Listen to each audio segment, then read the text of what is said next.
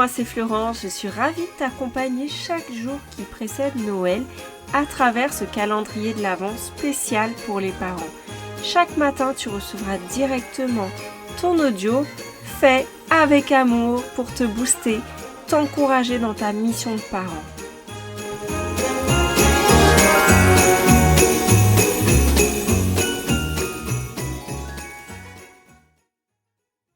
Aujourd'hui, j'ai envie de te poser une question pour commencer. Comment tu te sentirais, toi, si tu étais perdu au milieu de nulle part, si tu étais parachuté dans un pays où tu ne connais rien, ni où tu es, ni les codes de la société, ni la langue, qu'il n'y a que des géants autour de toi? Imagine. Alors peut-être que tu commencerais par explorer l'environnement. Peut-être que tu regarderais autour de toi comment ça se passe, tu observerais le comportement des autres pour avoir des infos, te donner des repères. Tu commencerais peut-être à aller vers eux, tu testerais certaines choses, certains comportements pour vérifier si ça se passe bien, si par ce biais-là, tu arrives à te faire comprendre, si tu obtiens ce que tu veux, ce que tu souhaites, si tu peux aller par là ou faire cela. Bref, tu vois un petit peu ce que je veux dire. Finalement, la réaction de l'autre, ça serait comme un repère parce que ils ont l'air d'avoir plus d'expérience que toi, ou alors peut-être que tu irais vers quelqu'un qui te ressemble, qui fait à peu près la même taille que toi, et en fait, tant que on te dit rien, c'est que ça se passe bien, tu continueras à faire quelque chose, et puis des fois, il y aura peut-être des réactions un petit peu virulentes qui te feraient comprendre que là, non, stop, faut arrêter. Mais en fait, si t'avais pas de réponse non plus à tes demandes, tout d'un coup t'as faim, tout d'un coup t'as besoin de quelque chose, en fait, t'as un besoin physiologique, tu finirais peut-être par te fâcher parce que t'as besoin de te faire comprendre, en fait. Et en fait, à ce moment-là, t'aurais peut-être besoin de quelque chose qui t'aide, quelqu'un peut-être qui t'accueille, qui t'explique comment ça fonctionne ici, avec les autres. Tu gagnerais du temps, je pense, si quelqu'un t'expliquait les choses. Tu te sentirais rassuré de savoir ce que tu peux faire ou non, ce qui te mettrait en danger ou non, ou alors juste de savoir ce qu'on attend de toi, au fait, quoi faire dans telle situation. Et puis, tu saurais mieux un peu ce qui t'attend, tu vois. Tes comportements seraient adaptés, et puis aussi, tu respecterais certaines limites. Puis tu ferais des choses un peu libres tant que tu dépasses pas les limites. Finalement, si quelqu'un t'expliquait tout ça, tu te sentirais peut-être aimé parce que tu te dirais ouais, quand même, heureusement que cette personne est là.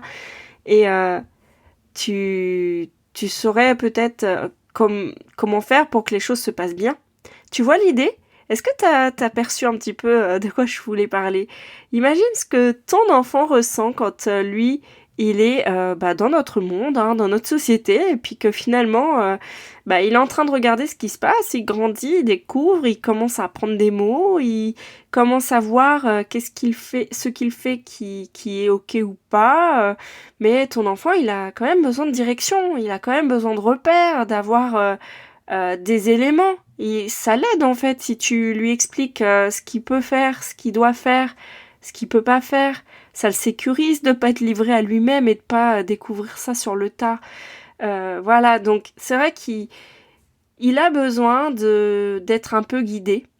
Alors pourquoi est-ce que c'est difficile de fixer des règles et des limites à son enfant ?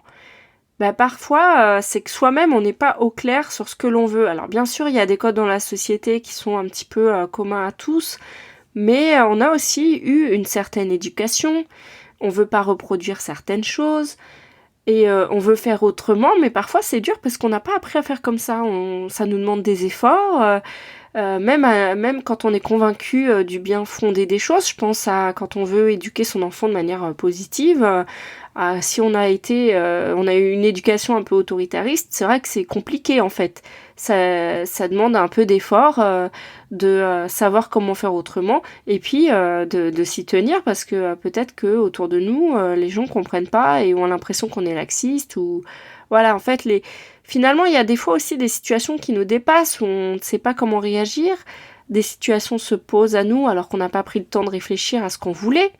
Donc là aussi, c'est un peu difficile finalement de savoir quelle règle donner quand on s'y attendait pas à quelque chose. Donc on répond non ou oui, mais sans savoir pourquoi.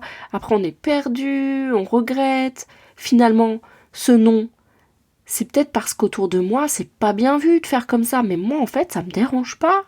Et puis finalement, ce oui là que j'ai donné, c'est peut-être parce que mon conjoint est d'accord, mais moi au fond, je le suis pas vraiment.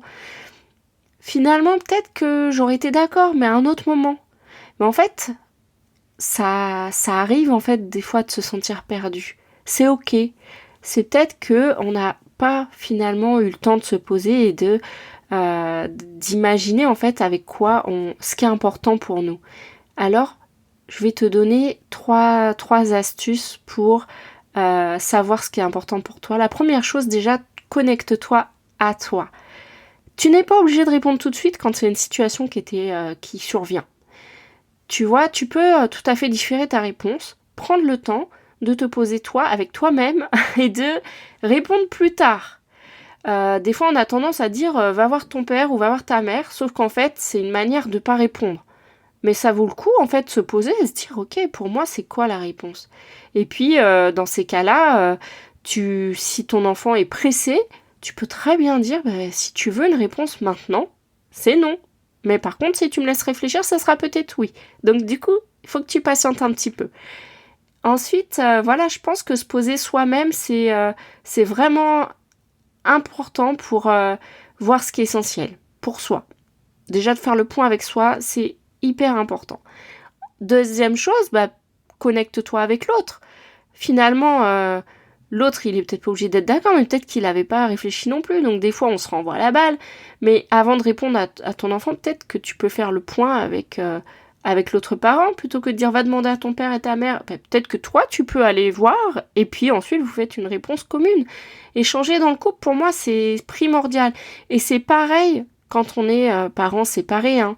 Alors, je sais que c'est pas toujours facile. Des fois, il y a encore des tensions, mais qu'est-ce que tu préfères? Échanger avec l'autre quand finalement t'as déjà décidé et qu'il est pas d'accord, il est hyper en colère, ou échanger avec lui avant? C'est vraiment à toi de faire peser le pour et le contre. Hein. Et en tout cas, choisir un moment où, quand on n'est pas avec les enfants, ça peut être vraiment plus facile aussi pour se mettre d'accord. Et moi, je t'encourage à ne pas attendre d'être dans la situation pour décider ce que tu dois faire. Parce que les enfants, ils auront toujours un train d'avance sur toi. Et ça, au moins, si tu as fait le point sur les choses que tu vis déjà, les situations que tu vis déjà tu gagneras du temps, ça te fera baisser la pression et après, bien sûr, tu auras géré les situations que tu n'avais pas prévues, mais si déjà tu arrives à définir ton cadre, tes règles par rapport aux situations que tu connais, ça te fera énormément baisser la pression. Et enfin, connectez-vous ensemble avec votre enfant, vos enfants. Expliquez-lui comment ça va se passer, ce que vous attendez de lui, ce qu'il peut faire. Soyez un guide pour lui finalement. Il a besoin de repères, il a besoin de règles. Donc ta mission pour aujourd'hui, c'est de choisir 3 situations sur lesquelles tu as l'impression que tes règles ne sont pas claires et de faire le point sur, au fond de toi, qu'est-ce que tu veux vraiment. Ensuite, de partager avec l'autre parent, s'il y a un autre parent. Et enfin, de faire le point avec ton enfant. Voilà, j'espère que ça t'aide. Et parfois, si t'as l'impression que t'es perdu, que tu sais pas comment faire, en fait, tu voudrais donner des règles et des limites à ton enfant, mais que en même temps t'as pas envie ni d'être laxiste, ni d'être autoritariste, que t'arrives pas à trouver le juste milieu, c'est peut-être juste que t'as pas encore pu te poser, identifier ce qui est vraiment important pour toi.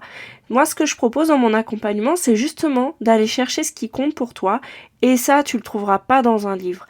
C'est vraiment décider ce que tu veux toi, parce que tu es le parent, et ton enfant, il est unique, et toi, t'es unique, et puis ton conjoint est unique.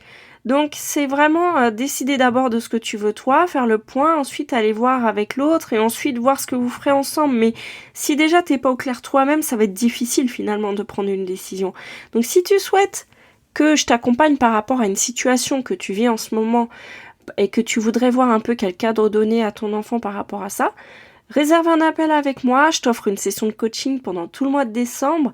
Alors n'hésite pas parce que ça te permettra vraiment de repartir avec concrètement avec ce que tu veux mettre en place.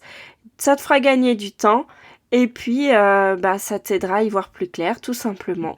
Donc je te souhaite une belle journée et puis tiens-moi au courant sur ce que tu souhaites faire. Prends un appel avec moi et je te dis à demain pour la suite de ton calendrier de l'Avent spécial parents.